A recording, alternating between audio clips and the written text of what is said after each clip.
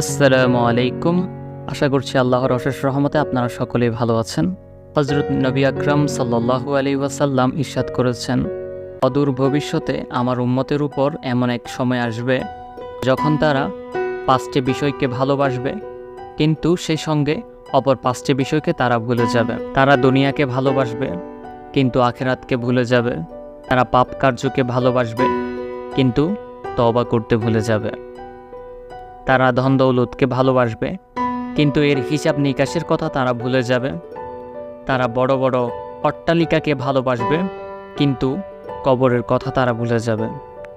অর্থাৎ নবী আকরাম সাল্লাল্লাহু আলাইহি ওয়াসাল্লাম বোঝানোর চেষ্টা করছেন, তোমরা অবশ্যই দুনিয়াদারি করবে, কিন্তু এর মানে এ নয় যে তোমরা পরকালকে ভুলে যাবে। ভালো থাকবেন। আসসালামু আলাইকুম।